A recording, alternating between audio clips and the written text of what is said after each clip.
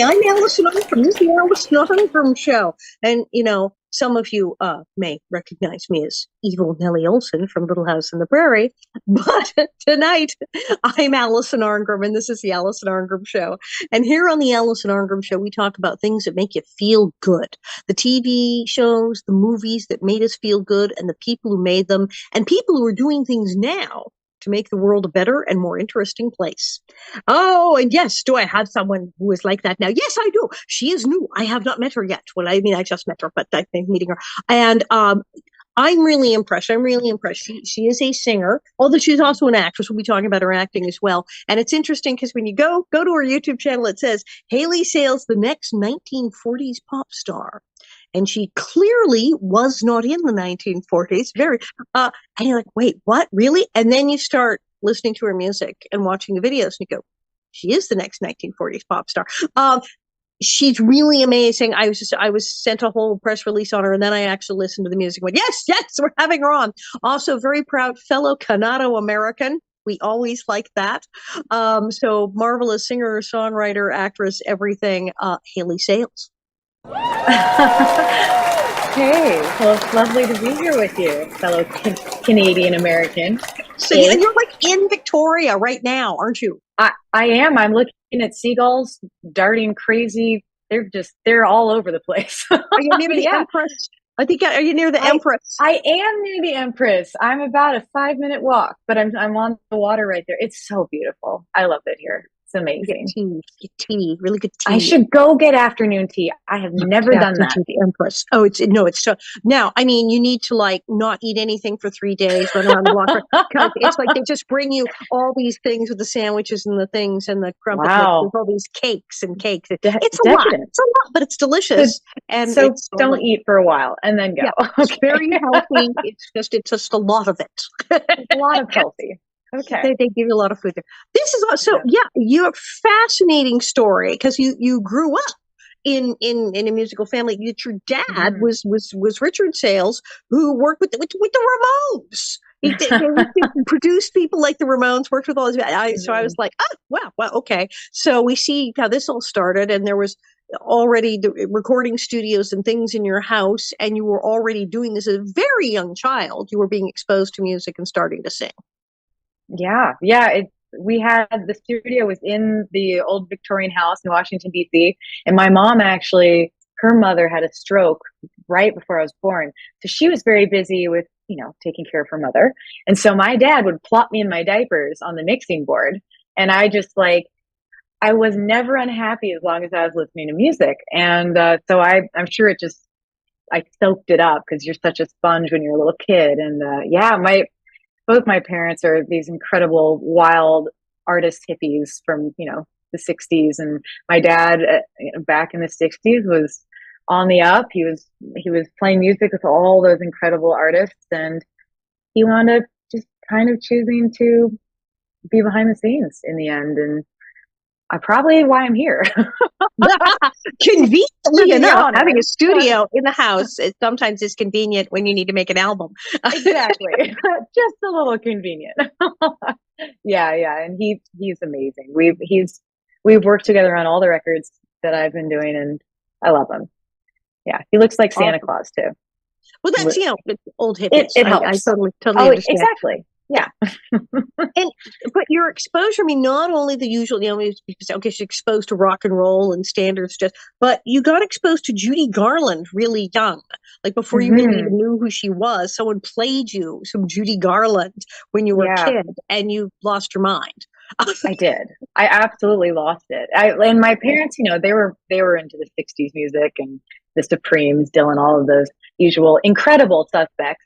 But I heard Judy when I must have been just around 5, and we were, running around in witch hats and playing make believe, and she just put it on, and I just stopped. And I wasn't analyzing it at that time as to why, but there was something about her. Just you felt like she was there with you, like she was so transparent and both vulnerable and incredibly passionate at the same time. I lost it. And from that moment on, I just dove in to all things like 1940s, from I Love Lucy to the musicals to Hitchcock, like the whole thing. Yeah, I once you was start such a going back, misfit. once you Oh start going yeah. back and you start doing like, oh, the 50s, and you go, oh, the 40s. Oh, wait, let me just Ooh. keep going. And you go Oh, down and the it rabbit keeps hole. going. And there's And so much incredible art on all mediums. And I pretty much grew up in the 40s, even though I was very much not in the 40s, as you mentioned earlier. But I didn't know the Simpsons existed. I just had my head in a very, very ancient hole. And yeah, didn't realize, that anything modern was relevant until Titanic came out, and I realized how relevant Leonardo DiCaprio was. And why don't you like the Titanic? Because it takes place where you're like, oh, yes, I'm well, back. yeah, You're like time exactly. traveler at this point. Yeah, I just went back further. Yeah, So there's it's something so interesting because romantic about that as era. a in a pop rock singer too, you weren't really Yeah, exposed to necessarily the music of your time, of your youth. You were being yeah, exposed to all this classic music, from classic rock of the 60s and yeah, 70s to all the way back to Judy Garland. So you were yeah. living this whole other musical life. Yeah, in some ways I'm really grateful for whatever made that happen, because when I draw from the well, shall we say, the muse, it's like it's old. It's like Gershwin or Cole Porter or all these incredible composers from that time. And I hope to open the door for other people as well, other artists or just audience members, because it is a rich, textured, beautiful horizon of all things art. Well, and watching your videos, it's like you can tell that you're absolutely, that you are into, you're visually, you're definitely have tapped into that emotion when you watch it. You can see Oh, that's well, obvious. thank you. Now, Yay. That's so awesome. here you are in Fabulous Musicland, and then for bizarre reasons, you moved to a blueberry farm. What? In Canada? Yes. You went to Canada to a Canadian blueberry farm. Yeah, my dad was looking on the internet one day, and my parents had always had a dream they were going to own a berry farm. Like, Really? back in DC, the heart of DC, where, choreographing dances and all, like just being so saturated with the city and that life. And he saw this blueberry farm pop up on Vancouver Island, and they were at a stage where it kind of made sense. They could up and go, and he could take the studio with him.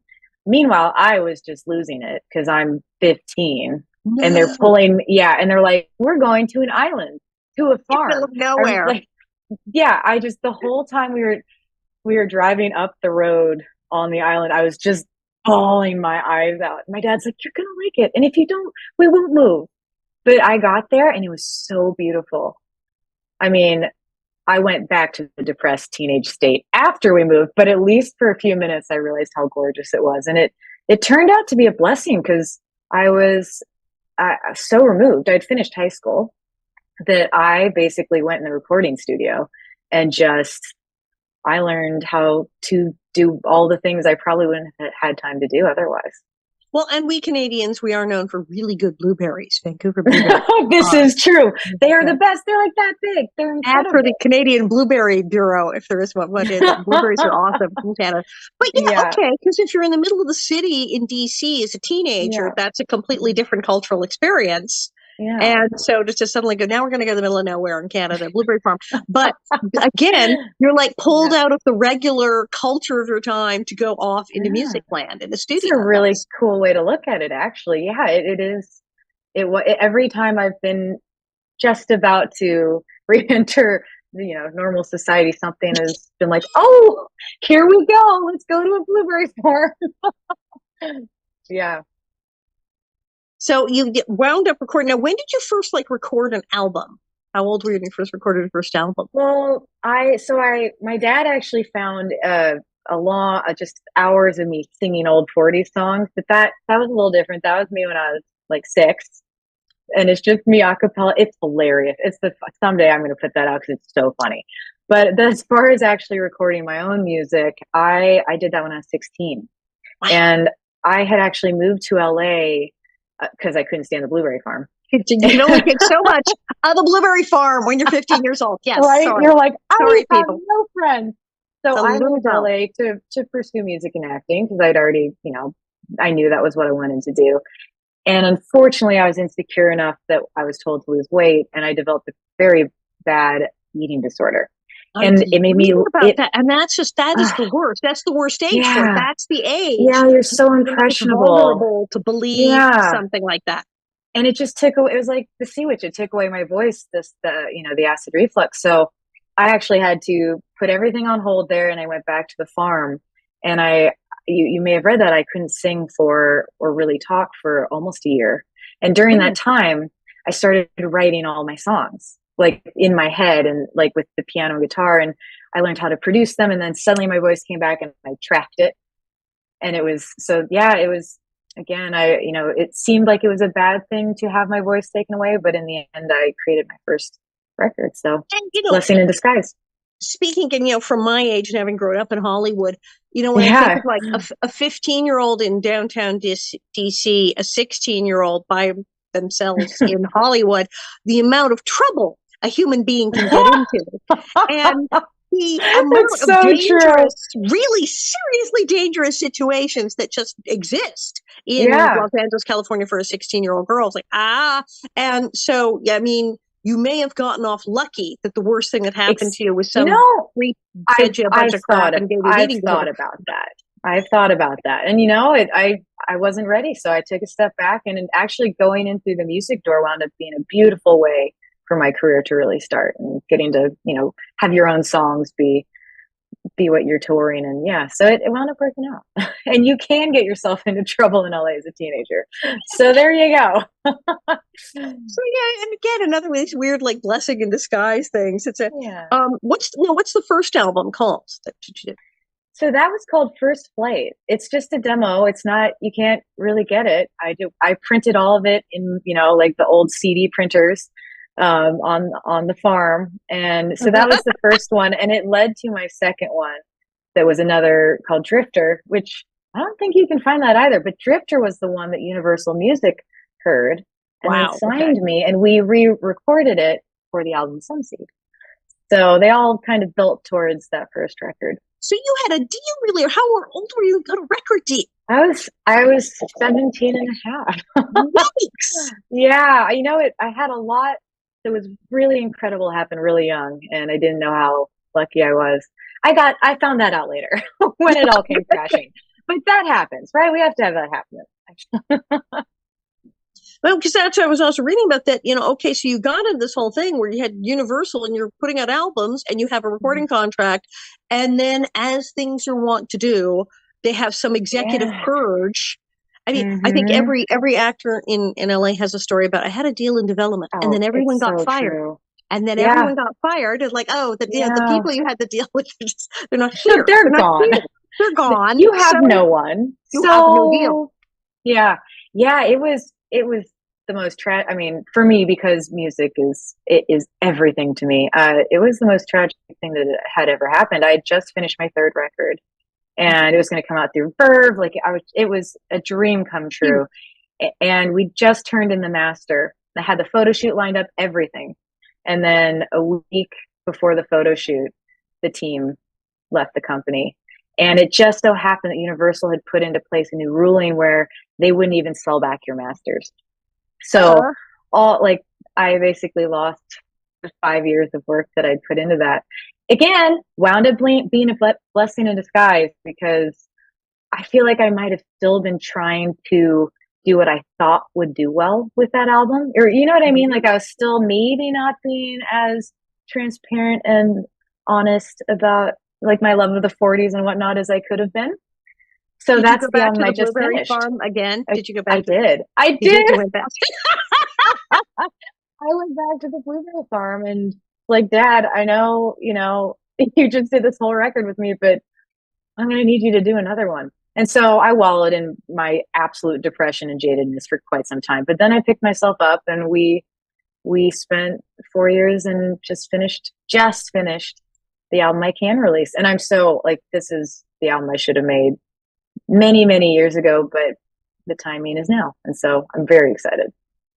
And that is, it's just that is in show business how things work. We go, Oh yeah. well, everybody wanted me to do this, then it didn't happen. And then when it does, you're like, oh, that's why we're doing this now. Oh, I get it. Yeah. It's Yeah. so true. I was actually talking to the lovely man who signed me when I was a teen, and I'd shared one of the new songs. He's like, this is what I said to do back then. I'm like, I know. I got there. I just took the long route. It's all good. I think you do need to write an album called The Blueberry Farm, but that's true. Maybe maybe I need a side project. I love this going back to, and it's a kind of having to remove yourself from the whole insanity of the business and go away to actually create the thing that works. Yeah, well, I find it really, at least for me, you when you detach yourself from everything, the bustle and society, you really start to focus on the art a little more, and you're not surrounded by you really dig into yourself, and I really went deep on this record. I really dug into all the stuff I've been going through. Yeah. Now I sent stuff on ahead to our producer. Do we have the ability to play anything? Do we have any video or track there we can link to and play anything for a second? Let me see if I can find something. See if we can do that. Oh. It's always awesome when we can do that. And we can play a little bit. Yeah, that's awesome. But it's these classic show business stories where you start to do it, and then it's just like the business tries to stop you and you don't. Yeah. And disorder, and you don't. And then you don't. So true. And you're like, I keep going. And then you keep and then it winds up being a better project. But like the eating disorder thing is huge. I mean, so many young girls are going through that now. I think it's worse than ever. I think, and I don't know if that's just everything is bigger and badder and more nowadays, or it's the access to all the pictures in the media. Social media is very, very hard. I mean, I can only imagine how much worse it would have been for me if I had been seeing these doctored up photos of how perfect people look on Instagram, or even TikTok. You can do the videos now. It's something I really want to make. I want to do my part to hopefully steer women away from that in that impressionable age. And it was even a thing when I was a girl, but it's always been there, and it's crazy because when I see so many of the actresses and stuff we were told, and then you look at the pictures and go, wait, you weighed like 110. They're so small. Yeah. You're like, your waist is the size of my arm. Like, how it's just all too big. And I don't know, there's hollows in the cheekbones. I'm not sure what look they're going for exactly. I don't know. Maybe it's just, I have no idea. Everyone always wants to play a part in it, and then sometimes that means telling you about your body, and it is what it is. But I definitely learned the hard way. I think we'll have a song. I think we're going to play a bit of a track. Oh, okay. We can actually hear her. We have to actually hear some music. Still playing. I'm excited. Okay.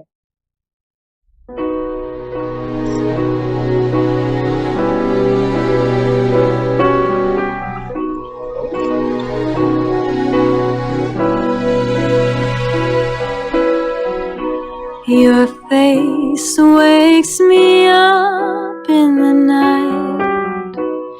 It ain't right, no, it ain't right.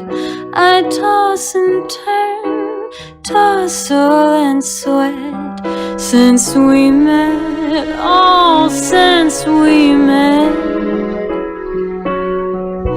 Tell me, what have you done to me, baby? What have you done to me? Some kind of new love that I can see, something naughty to me, and I like it like never before, or I want more, just a little more, 'cause I like it, oh, I like it like never before.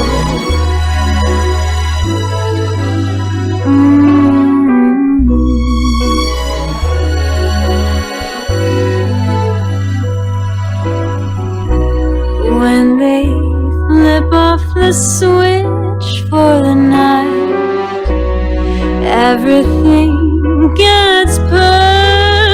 perfectly right. And when you lean in to whisper goodnight, I know it's gonna be so right. And I like it like never before. Oh, I want more, just a little more, 'cause I like it. Oh, I like it like never before. Oh, the climate changes me.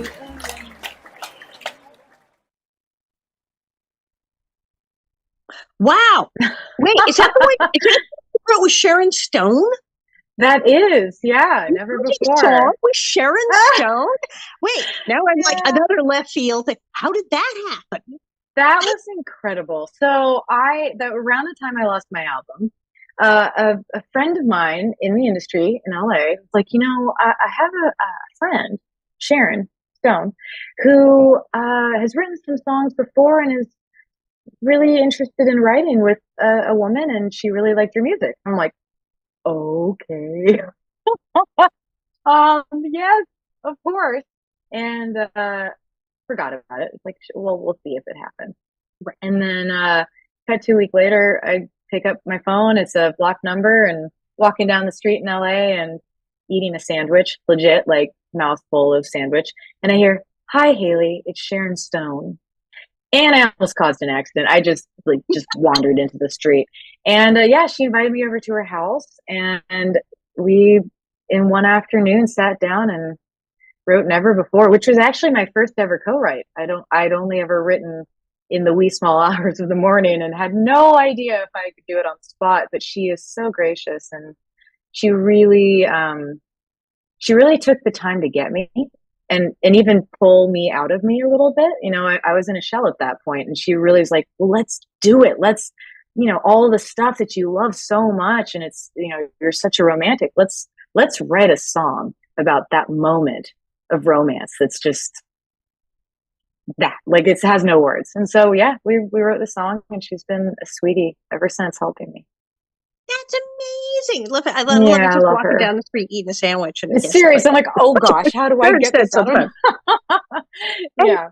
And then you have been acting. You've been in multiple films and TV shows. You were in Deadpool 2. You were in a bunch of stuff. So now how does that work? Because half the time you're on a blueberry farm locked in a studio, apparently.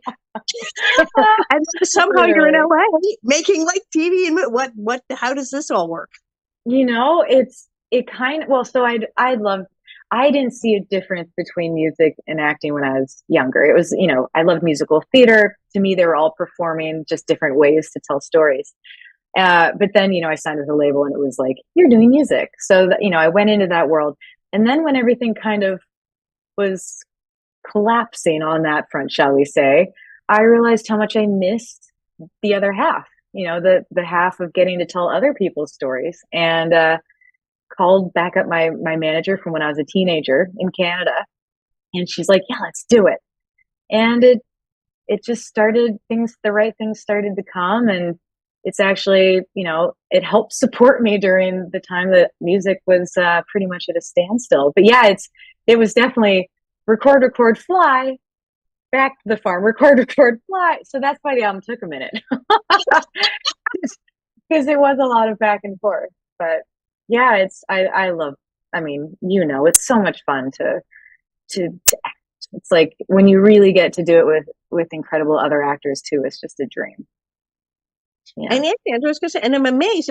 For someone who has been attempted to be thwarted several times, you've done a lot. You've accomplished an awful lot. I look at your resume and everything. And as you said, they completely took it. It's like, no, we're not doing that. Oh, you recorded the album and you can't have it. And no one can have it. And no one can listen to it. So it's an entire album in outer space. In limbo. Who knows? It's floating around. Someday I'm sure it'll surface, right? And it's just one of those things, like if you break like really huge, Universal turn around and go, oh, I'm sure they will. Yeah. Which, you know what? That's awesome. You go for it. Like, that'd be great. Never before heard album up. So exactly. So you have all these things. And so you're talking about that, like how do you get through those periods? Because as you said, you did wallow in misery and bitterness for a brief period of time there, Oh, a long and period you of time, yes. retreat to the farm. But this is a thing that happens to actors, to singers. These sometimes soul crushing moments where, hi, we're stealing your album. Hi, you no longer have a development deal. Hi, we're not doing this.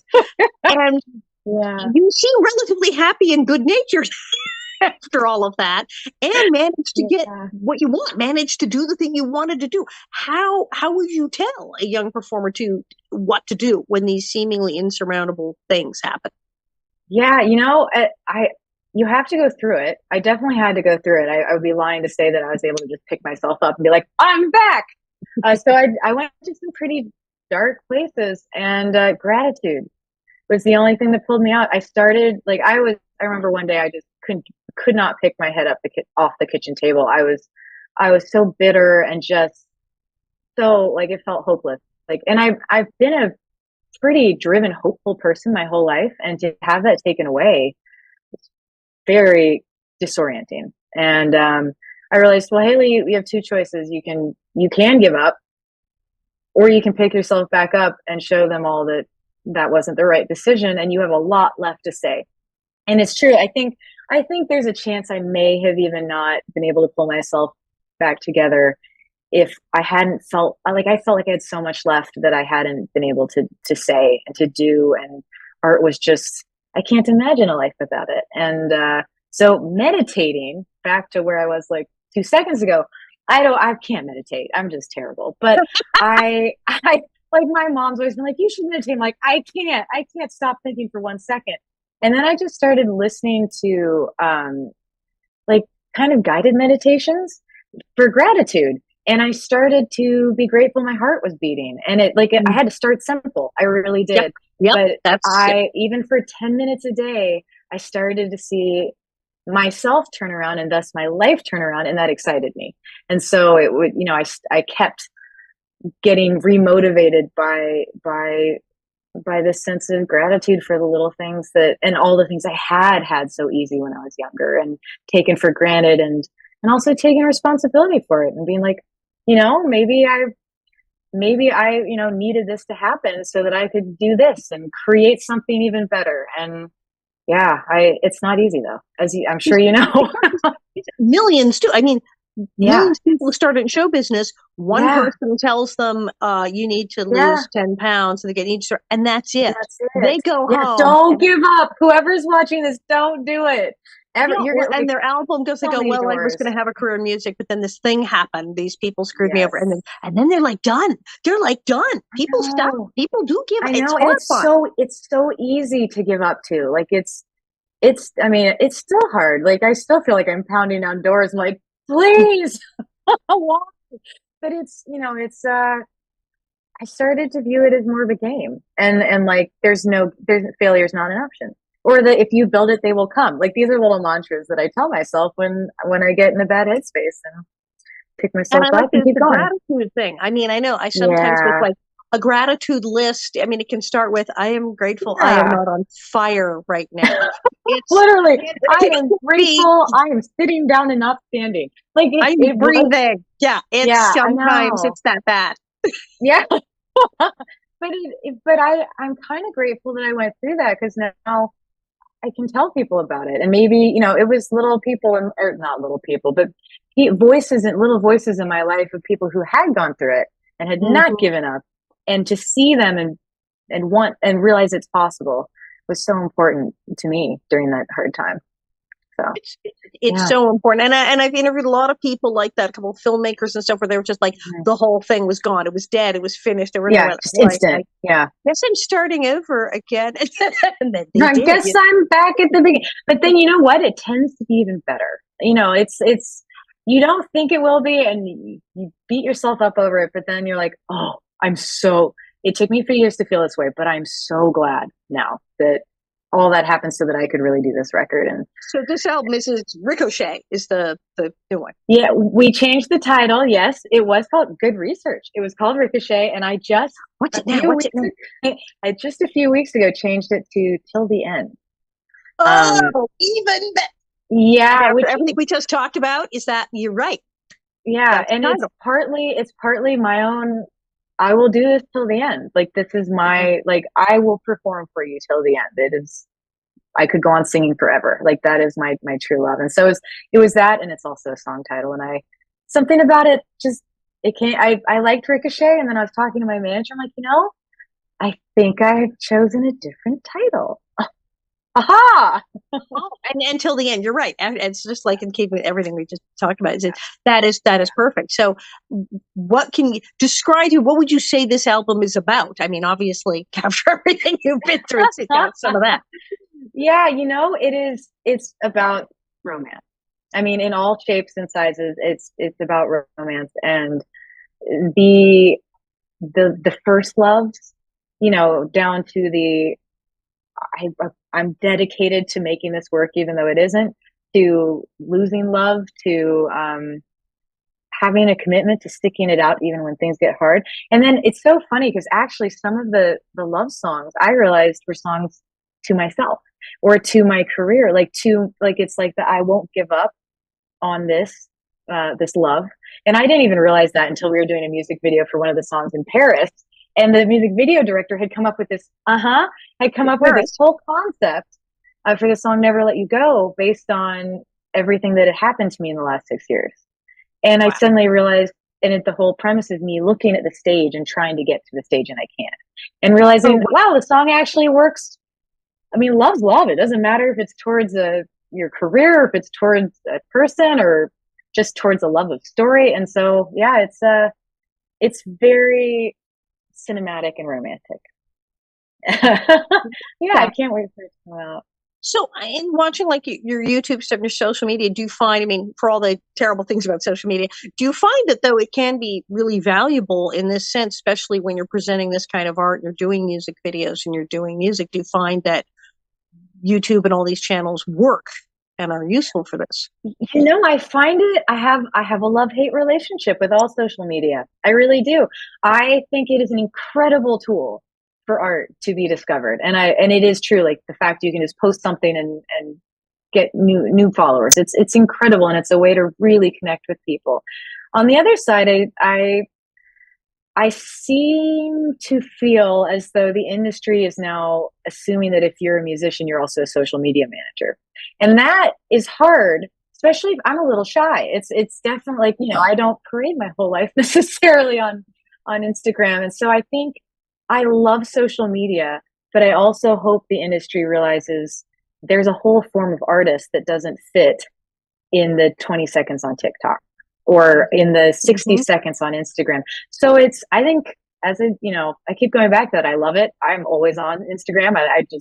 I do understand the beauty of it, but there's something about being in an audience and seeing a performer, and those are the performers I really hope get brought up into the spotlight in the next few years. As an actress, same thing. We all have to do it. Yeah. I mean, if you've got my it's like, oh, here's where I'm going to be, and it's incredible to be able to, with Facebook and Twitter and Instagram, instantaneousally tell thousands of my fans, oh, hey, here's where I'm going to be. Here's where to go get tickets. Like no mailers, no stamps. Yay! I know, it's amazing. It is great, but then it also becomes its own like other job. And yes, expected to somehow know how to do that and be good at it. And many of my friends are like, what? I can't. So I love the thing I love about it is the direct connection to fans, friends, audience members. What I don't love about it is when, a label's like, well, you only have 11,000 followers. And you're like, well, I haven't released music in 10 years. So it's this, I look forward to it being a tool and not the way you're judged. And also it's social media. Like there's filters all over that thing. It's not as real as going into an audience. It's not getting into, That brings up a good point. So during the worst of the pandemic, when we couldn't even go out, it wasn't even safe to go to the festival. What the heck did you do? I know I did stand-up shows in the living room. That's why I have all these backdrops. Awesome. I have a collection of these goofy backdrops in this rack because first one was a brick wall. We set up there's a thing called Stage It. People have done Stage It. StageIt.com. I have heard of that, actually. A lot of musicians use it. And when it hit, I got a call like, do you want to do stage it? All the stand-ups, the drag queens, the cabaret performers were doing stuff out of their living room. And I started doing shortened half-hour stand-up show. And I found you could find a backdrop with anything. So I can have themes. That's amazing. Set up the thing and perform, but it was just me and my husband and the cat. So like, it's so different. Where are the laughs? How do I know they're laughing? Okay. Luckily, my husband laughs in the right places. But then he would look, he could see the comments. And he'd go, they like that. Oh, that's awesome. Yeah. Oh, good. But it was insane. It was not like when I finally, after like 2 years, like got in front of an actual audience, it was like, it was like the world. I was like, it was breathtaking. Yeah. Literally, I was like, I can breathe again. So, what did you do during the pandemic? Since, as you said, yes, social media, but it's not like being with people. What the? Yeah, it was, you know what? I was lucky in that I was, guess what, on the blueberry farm. And we were working, we were working on the record. So I was lucky to have that to kind of keep me going, because I don't know what I would have done. I started doing live shows online, and I found I was so self-conscious. So weird. I did some people love them, but they were weird. I know. I mean, maybe there's a way you can do it, and I just wasn't. I was doing it all by myself. And so I'd like set up all the cameras, and you do this show, and by the end I was getting more comfortable with it. But it definitely was, when I got to go back on stage, that was just like, I just started crying. I honestly, like, I was so happy that I just started crying. But yeah, I'm grateful that I had the record to work on, because it was a hard time. That was not an easy couple years. They didn't count, right? Oh, it's back. Look, there. That was weird for a couple of seconds. I was like, where'd she go? Hey, there. Oh no! I mean, you have to finally do the stuff out of your living, do the online ones, and they're never the same. Well, because I mean, I find I'm so self-conscious, because there's no one to pull you out of it. Normally, in an audience, there's no one really there. Like, normally, if I'm singing a song, I am so swept away by the song and by the people that I don't even know what I'm doing. The relationship with the audience, it's a stand-up. You're feeding off what they give you, and you go, and then there's quietly in a room. It was different. Some people thrived. I definitely was not on the thrive bus, but I can appreciate it. Now you're very a charitable person. I see that you've done a lot of benefits and a lot of stuff, and it seems to be a lot of the oceans, turtles, fish, critters.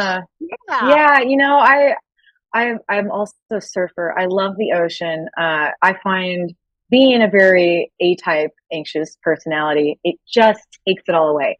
It's like the one form of calming meditation I can do is being in the ocean. And so, yeah, in general, I've gravitated towards really, really wanting to protect our beautiful earth. I mean, we're so lucky. And the oceans, especially, there's this beautiful body of water that's a whole world that we don't really see on a day-to-day basis. And yeah, I try and do what I can to spread the word, and also just hopefully live by example a little bit. That's what I've always said, is you have any kind of fame, any kind of following, to be able to use it for a good cause and say, hey, we're saving turtles here. Yeah. This is something you may not know about. That is something you can be involved in. Yeah, it's that, and arts have been the two main things for me. Like really, really, like having arts in my school as a kid. I got to go through an arts middle school, public arts middle school, which was incredible. I just, you don't have to wind up even being in the arts, but it's so pivotal to have exposure to the arts at a young age, and they keep getting cut. And so I care passionately about that, and I try and do what I can for that as well. And that's something that's been documented, because my old friend Carol Channing had a big project on that, because they actually did the studies that your math scores go up, the reading scores go up. Yeah, I could see that. Exposed to the arts, all the other scores go up, because if you're studying music or any of these, look, you have to learn math, and if you're studying drama, you learn reading, and so all of the other subjects are improved by exposure to the arts. Well, it's this form of self-expression that even if it's just that you learn how to do that through those mediums, you take into your life with you, and it's so sad to see people think, oh, that's not important. Let's just put them in more computer classes, which are also important also, but you can't bypass the importance of art. We've had this for centuries as It's centuries. and yeah, the idea we just put that aside. It's like, no, there's a reason it's there. It's not actually just like, it's not an extra recess. Yeah, it's not just because painting's like whatever. It's so critical for for us humans. I think it's critical for me. It's an actual class. And you went to like the Northwestern or the Northwestern Academy. Yeah, I went to Da Vinci Arts Middle School, and then I got to go to Northwest Academy in Portland, Oregon, it was so incredible. It was this 90 kid school.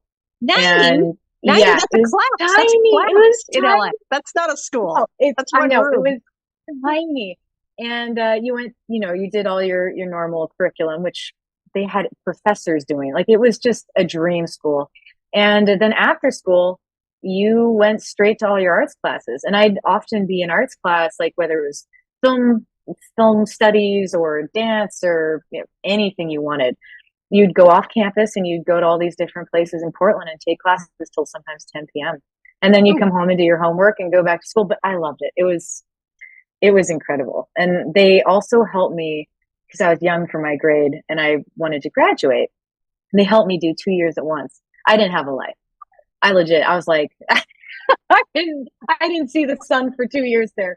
But you said you are grateful thing because, oh my God, what a huge advantage! What a huge advantage! I know. It was.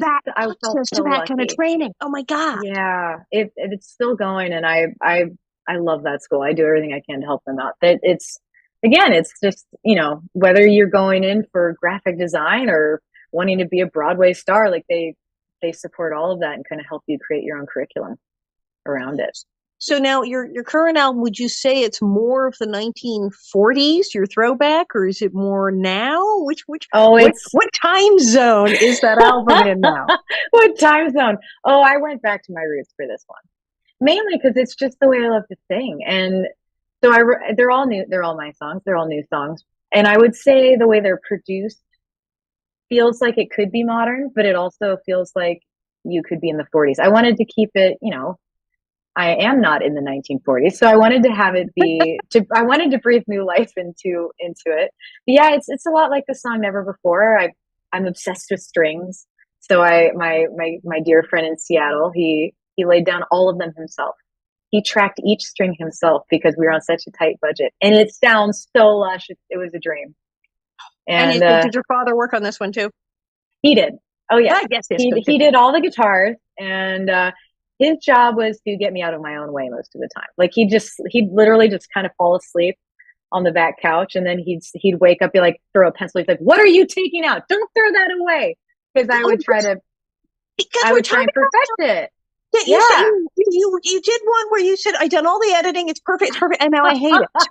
Yeah. What is that thing that, like, a performer, we will come off stage. I said an actor, my husband said a musician.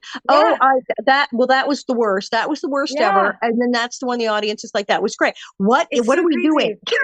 I know. Why are we wasting our time? But it's actually one of the reasons the album took a while is I did a whole record and then edited all the drums and lined it up perfectly and took out the breaths and did everything you're supposed to do, right? For modern pop, whatever you want to call it, music. And I didn't like it. I was like, well, I've successfully drained all of me out of this. So let's go back out of it completely. And do it again. And I only let myself do 2 takes of each vocal. And then I wouldn't let myself edit them. I realized I'm a terrible, terrible person in the studio if I'm not recording live. So we figured out a way to track the piano and the voice at the same time. And not to click track, we had to go back and create tempo maps. My drummer's like, "What are you doing to me?" But it was all worth it in the end. It's very live. There to throw a pencil. No, don't delete. Don't delete. Seriously, no, all the time. You have no idea that. And he'd write like little Post-it notes and put them on the screens over where Pro Tools would have the delete button. He's like, "Do not delete." Because you can't judge it. You can't judge it. You're your worst critic. No. Right? I'm always like, "Oh, well, my voice cracked at the end of that." He's like, "That's why it's cool. Don't delete that." So it was a fun learning experience. This was the first record I successfully got out of my own way. But I love it. It's like, no, that's why it's called. No, that's, I mean, come on, he worked, he produced their mountains. It's okay. Listen, do what he says. Like, just listen to me. Yeah. But that's it. You have to have this other person who can hear it and say, it's so no, true. you're not hearing what we're all hearing. You're not hearing what we're hearing. This is what you, That's what you like in writing, having an editor. It's the editor isn't to cut things. The editors so go, important. do you know what that sounds like when you wrote that? It sounds like this, and we should do more of this or less of we this. like this. Yeah. Part Well, here. Really? That part? That's the part you like? Yes, that's yeah. And it's so funny because, you know, you listen to pretty much any singer, band, whatever before digital, you know, we had access to digital music and whatnot. That's all live. I mean, and that's why we love it, is the tempo fluctuates and you feel like the person is real. It's not a computer music. everything is has its completely place. processed and canned, which exactly. That, like, it's kind of cool that person didn't hit the note perfectly. Like, that's why you start to like it. But of course, I still hear it and like, oh gosh. But I didn't edit it. I didn't. But you didn't. You were stopped, thank God. So yeah, I sent it to the mixer before I could do that. Yeah. No, it's amazing, and it's just your honesty about what is to being an artist and the things that get in your way, getting in your own way, and having to get out of it. That's really good stuff. Are you thinking of writing a book as well as all this? Maybe like you have spare time. Someday. That'd be fun, actually. You know what's funny is I actually did during COVID I love writing. I did start writing a semi-autobiographical fiction book. So who knows? I think it's terrible, but again, I'm not letting myself delete it, and I'm just going to save it for a rainy day, and you never know. Go to the farm, it's such a different read it or something. I don't know what. I'll go back to the farm. There you go. When I'm, you know, like in 10 years, I'll go back. Yeah. Because I think a lot of, you know, what we're talking about is very important for young artists, because they think that either everything's going to go perfectly, or if things go bad, it's all over. Or like I said, everything's the worst critic, and they go, I can't do it. I can't do it. It's like, no, you have to let somebody else go. Yes. Yeah. Do not try to, if you feel it, it's there. Just, you got to you got to get out of your own way. But also, I think the biggest thing for me to learn was the whole idea of a timeline, that you're supposed to be here by 20, and by 25 you're supposed to be here, and if you're not, give up. I mean, I even got told, well, if you're a woman over 25, no one will ever sign you because you're just gonna have babies. And I remember being like, oh, that's not right, you can't say that. I sometimes wonder if some of even like the eating disorder, if some of the telling the young girls that they're not thin enough isn't even because they don't think they're thin enough, it's because they know it'll make them insecure and easier to control. I think that's true. I think there's a wanting to say I created you that happens. Right. Because some of these girls are like really thin. I know. I mean, I was told to lie about my age at 21. Lie about that I was over the 21. Hill, that I was too old. And I successfully convinced myself I was too old by like age 25, and that I should hang my hat up. And then realized, well, that's stupid. I don't want to do that. This is someone's concept about where I'm supposed to be in my life. I might be 50 when it finally works out for me. And then I can inspire everybody else to not give up before 50. You know, it took me a minute to get over that one. But yeah, I think it's a control thing. I think it's a control. I think a lot of the weird, bizarro criticisms and things we list are just not even that thing. It's like, if I say something really negative, this will make her feel bad, and she'll do everything I tell her. Yeah, I could see that. So I'm just saying. Don't listen, just absorb it and try and see if it actually resonates, and probably it won't. And then let it go. Get a second opinion. Definitely. All right. Where do we get the album? Where do we go to your website and all your social media, as troublesome as it may be? You're fabulous with social media. Where do we go see everything? You know, it's all HAYLEY Sales, HAYLEYSALES, and all the usual suspects. And keep an eye out for the singles that hopefully will begin to drop in late summer, early fall, and then we'll see how it blooms from there. And it's till the end of time? Till the end. Just the end. Till the end. I mean, it is till the end of time, too, but it is just... till the end. So, all right, upcoming album is Till the End, and Hayley Sales, you have your own website. I've been to that. It's lovely. And also there is a whole YouTube channel where you can see her perform live. You opened for Rufus Wainwright, and just, I mean, it's like, he's a genius. That was so fun. There's all sorts of fabulous videos on there of her doing the totally black and white 1940s stuff, everything. And then, yes, she has Instagram and all of that stuff as well. So, yeah, I'm looking forward to this. Are you going to be touring any live concerts in this story? I sure hope so. I think that, again, that'll start in late summer as well. Once I wrap this film and my team gets all the music release dates lined up. Yeah, I can't wait to get. What's the film? What's the film? It is called Something New. I get to play the villain. Oh, it's so fun. Something New Till the End. It's again. Wait, are you the villain? Are you villain? Maybe a little bit. We like that. As you know, that's sort of my yeah, there you go. If you need villain pointers, call anytime. Oh, I will be ringing you up later. Excellent. I want to thank you for coming on the show. It's been delightful. And thank everybody for watching. This is Hayley Sales, and this is the Alison Arngrim Show, and I'm Alison Arngrim. I found my way home.